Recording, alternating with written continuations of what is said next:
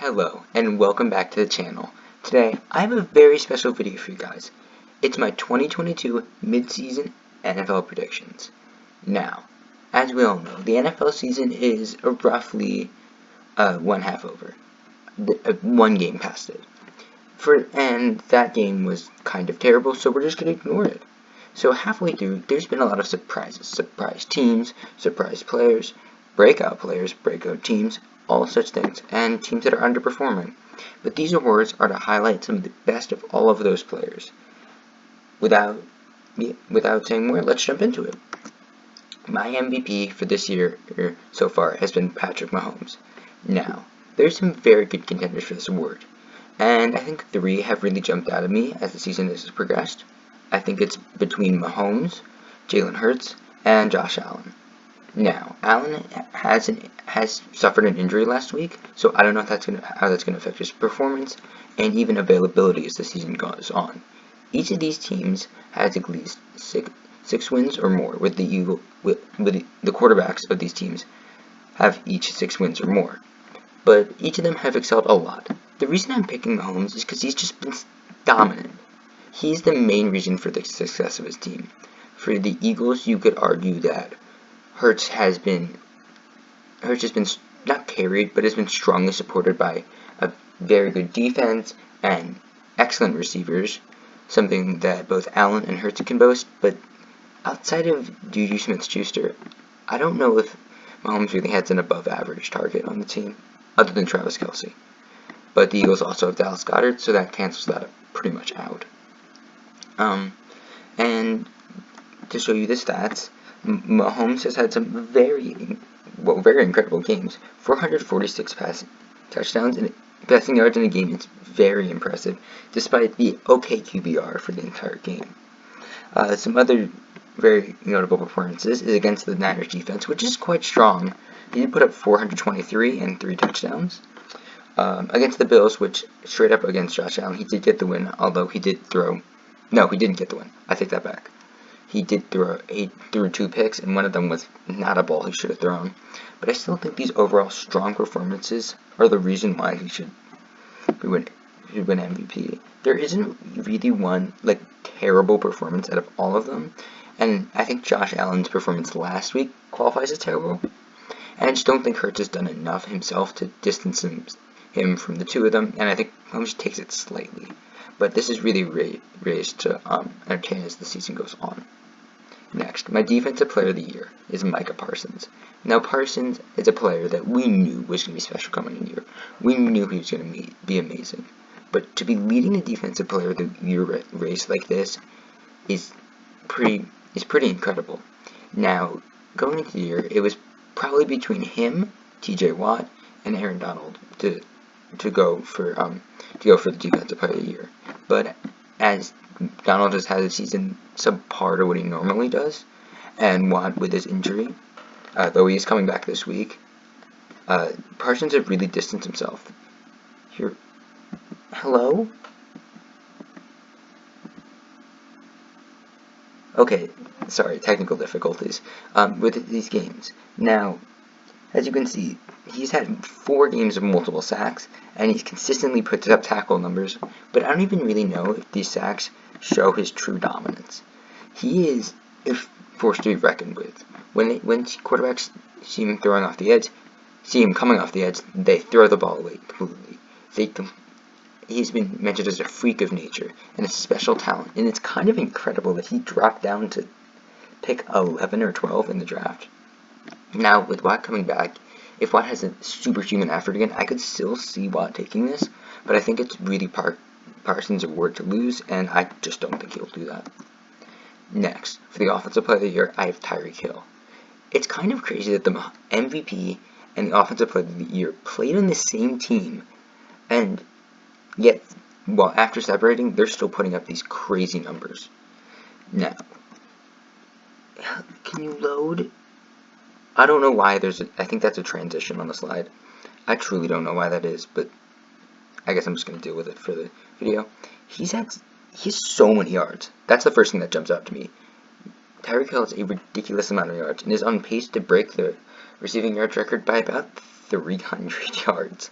That is incredible. Multiple games with, not multiple, 4 games with over 160, no, 5 games, sorry, I'm reading that wrong.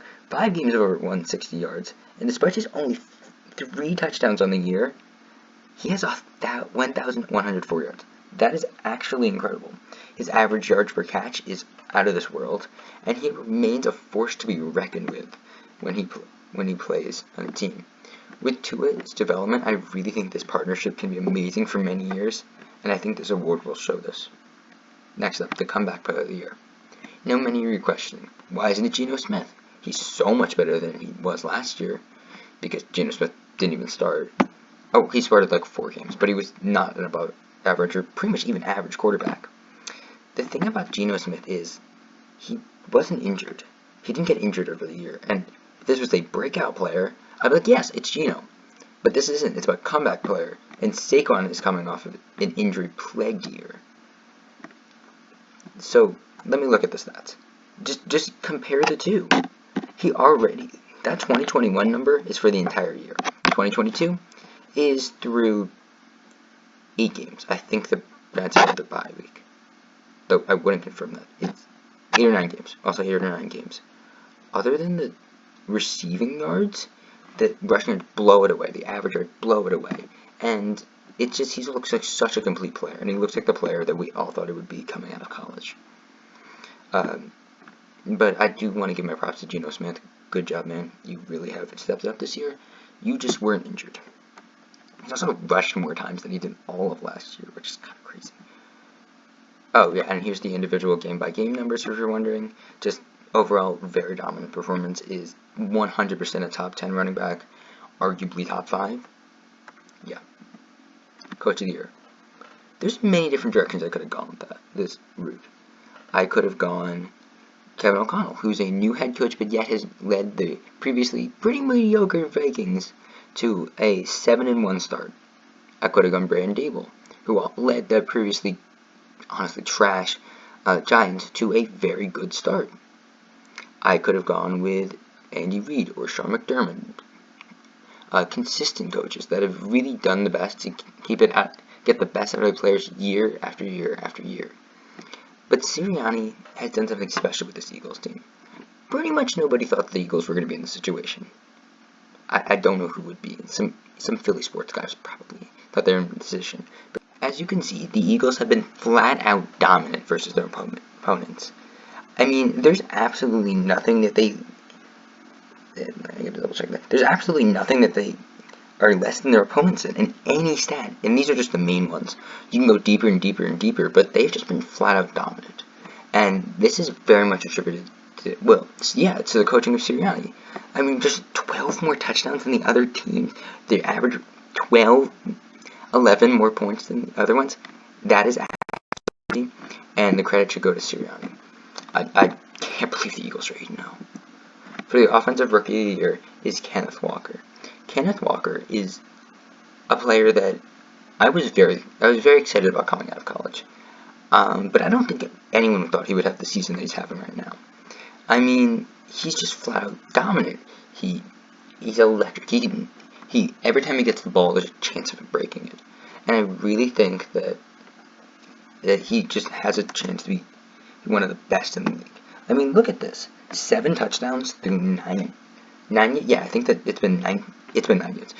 Through 9 days is pretty incredible for a rookie who started off as behind Rashad Penny before Penny got injured again. And then with a quarterback who hadn't started many games before, but Geno Smith has obviously stood it up, and a team with not many expectations. But he's really made the best out of it, and very much recently he's been playing very well. Excuse the Giants game. Even though he still got a touchdown, he still did very well. It's really between him and Dameon Pierce, and I could see the argument for both. Maybe Chris Olave, because Olave is probably about to feast on the Pittsburgh secondary without Minka, because Minka's out because of appendicitis. Kill me now. It's just, he's been really great, but it's going to really come down to the wire, and possibly the last game to go Pierce versus Walker versus Olave for it. For the defensive rookie of the year, it's going to be Sauce Gardner. Sauce Gardner is incredible. And I will show you the stats in a second, but they're not even truly representative of how good he is. The plays he makes, the breakups, the incredible shattering he does in coverage is kind of unheard of. I mean, he's a top 5 corner in the league. He's a rookie. Kind of emulates another former Jets cornerback, Darrelle Revis. It is Garner. It was Sauce Island. He's an incredible player, and I mean, he's good at tackling. He's great at covering. He's good at all of these different things. He has a special talent. I really think he's going to be. He might contend for a few Defensive Player of the Years in the future if Watt and Parsons don't take them all. So thank you for watching the channel today. I hope you enjoyed the videos. Please tell me what you have for the awards this year and why each one of my selections is wrong. Thank you, and have a good day.